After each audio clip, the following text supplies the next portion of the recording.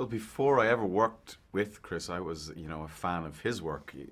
Starting off with Memento, and then Insomnia, and then going back and watching Following, and so it was a real privilege to begin to work with him all those years ago. And for me, he makes, I suppose, what can be termed blockbusters, but for me, they're,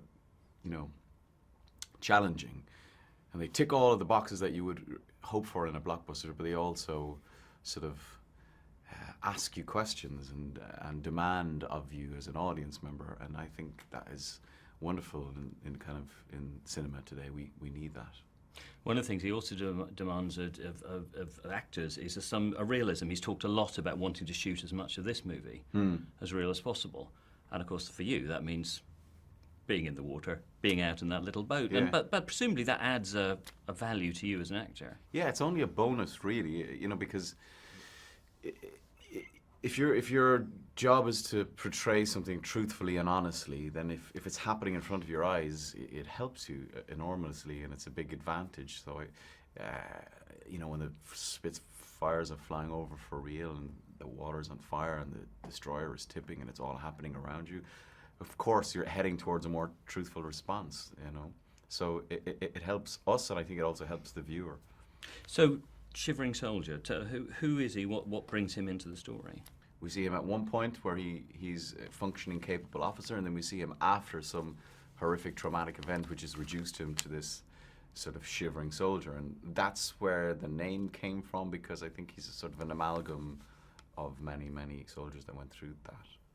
I was thinking the sequence that you're in, it almost reads like you've got the two Irishmen, the two Scotsmen and two Englishmen all in a boat together. It's like the beginning of some sort of joke, but that must have been rather fun to be sort of bonding with that group in that real, actually really rather claustrophobic.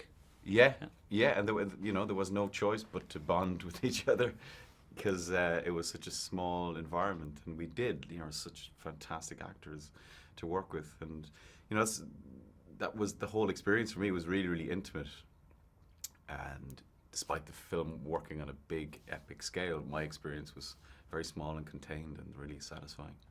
Dunkirk, of course, means a lot to us Brits, but for you, did it have a resonance before? Was it something you knew much about? No, I mean, we weren't taught about it growing up in school, because Ireland was neutral during the Second World War, and it was only really, honestly, when this film came about that I began to read up on it and see the significance of it, and see sort of what that Dunkirk spirit really sort of entailed and what it means. And it is quite powerful and quite moving when you think about it. And a universal resonance, what do you hope audiences will get out of it? I definitely think it has a universal resonance, and I think, I see it less as a war film, but more of a sort of a survival film, more of a suspenseful film, more,